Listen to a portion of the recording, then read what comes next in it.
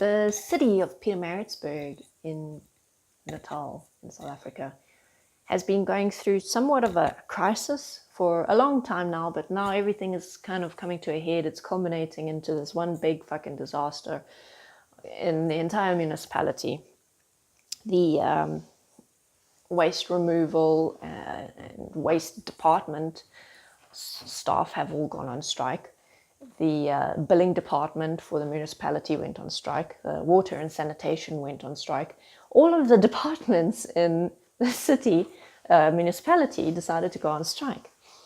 And this means that rubbish is not being collected off of the streets, and the city dump is even more of a dump than it usually is, because there's no one there to kind of implement some form of organization in where all the shit gets dumped.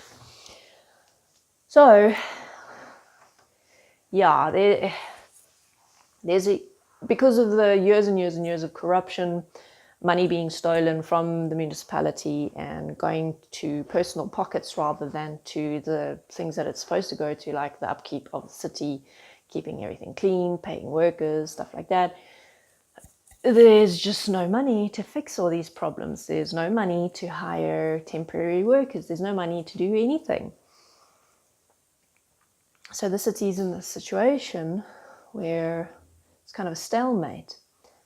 And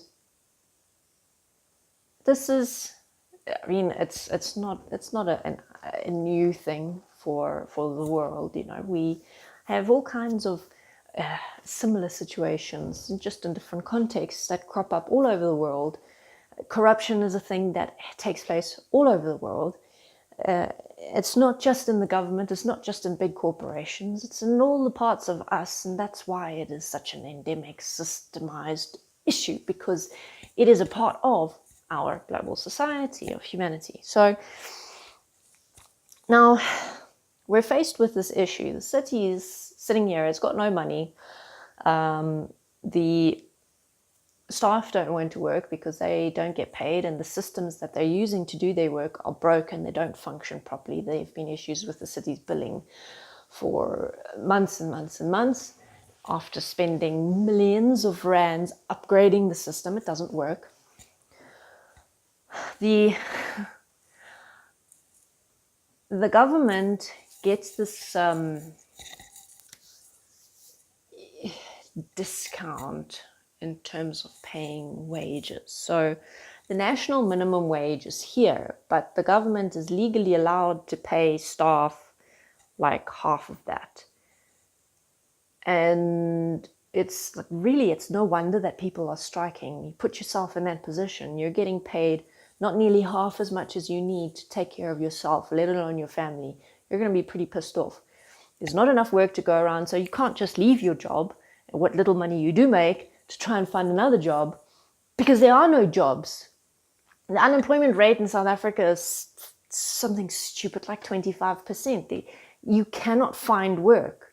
People are taking lower and lower paying jobs because they have no choice. There's nothing better available. And so obviously the people who work for the municipality, they're in this position where they feel they need to strike, and probably rightly so, because the whole municipality is in disarray and it's not a pleasant working environment for anyone. Apparently the staff toilets in the municipal offices don't get repaired, don't get any kind of maintenance at all. And all the staff who work in the buildings have to use the same disgusting, broken toilets. I mean, no one wants that. Now, okay, so there's this huge problem, right? And this is kind of like the global problem or the global problems that we face, in that there's so much shit that's so completely fucked up. I mean, people do things that just they're mind-boggling. The level of cruelty, the level of neglect, the level of fucking greed, and all sorts of disgusting shit that we do to each other. It's like, it's fucking atrocious.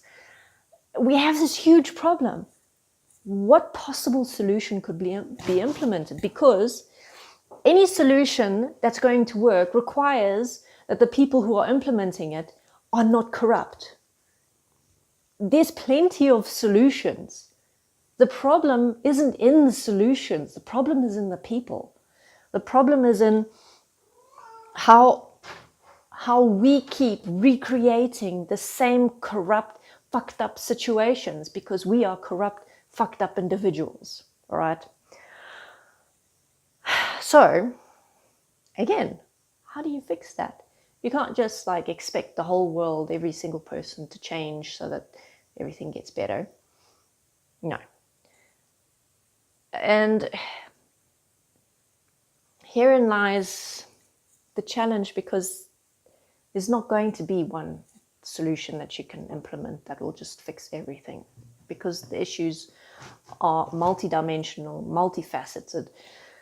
There's just so much to what needs to be fixed that there is no one solution that's going to fix everything. We're way beyond that.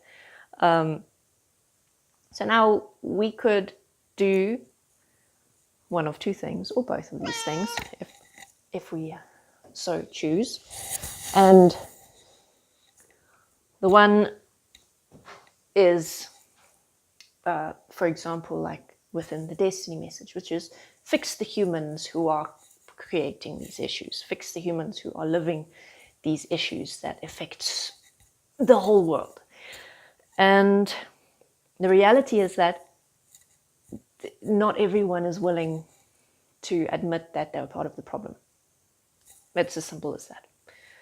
We are facing a problem that, let's say, 90% of humanity wants nothing to do with taking responsibility for. So, all right. Some people can be examples, be leaders of change, be part of creating the change, but it's going to take years, it's going to take generations to create the kind of change that it would need to have real life, physical effects. And the second option, not that these are the only two options, but at this moment in time, this is what I see as potential solutions. So the second one is that we can change the systems in such a way that we encourage change that discourages things like corruption. Now, this would, like, just a pilot project in doing something like that would be a huge project. It would be it would have to be on a massive scale, not just in terms of size, but in terms of everything that's involved in it, because you'd have to have a team of people who deal with different dimensions of building a system in which any human can enter into the system and function in a way where they do not want to fall back on that past pattern of, for example, choosing themselves over others. Developing a system that encourages cooperation, a system that encourages sharing, a system that encourages compassion and empathy and really taking care of each other, really taking care of animals. And there's going to be a huge amount of education that's involved to set something like that up, because so much of, I know in South Africa I've seen this is maybe not so much an issue in other parts of the world, but in places like South Africa, where the general level of education of the population is low, where a person's vocabulary is extremely limited, where most people who come out of the school system are not well educated, where they're barely literate, where they have no interest in reading. It's a very, very limited worldview. They're going to be the ones who are, generally speaking, more likely going to be willing to be corrupt, going to be willing to do things that have negative effects on those around them, because their ability to put themselves in someone else's shoes is limited.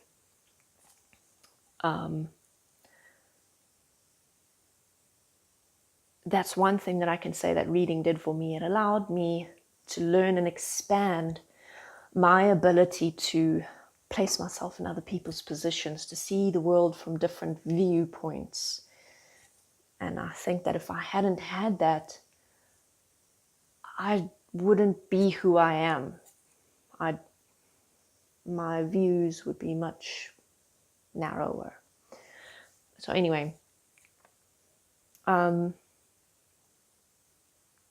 systemic approach to creating change would essentially be like a controlled study,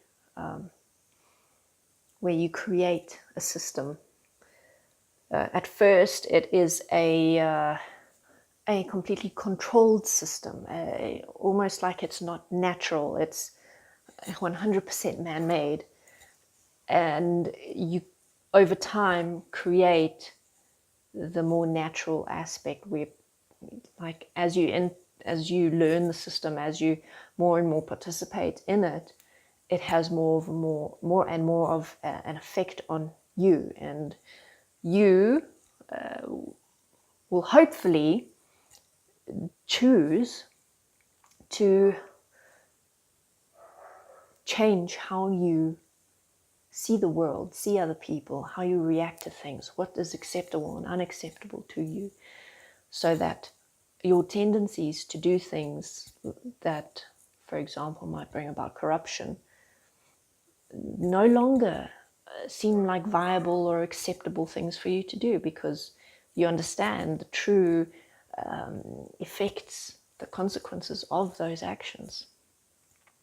So we'd essentially have to be a functional system, meaning that the people participating in it are doing it in a real life situation, like, for example, a municipality, but at the same time they're learning new things and learning new approaches and responses to real life situations, to real life challenges, to real relationships and interactions with other people. Okay, this video I think is long enough for now. So thank you very much for watching. You're going to see me next time.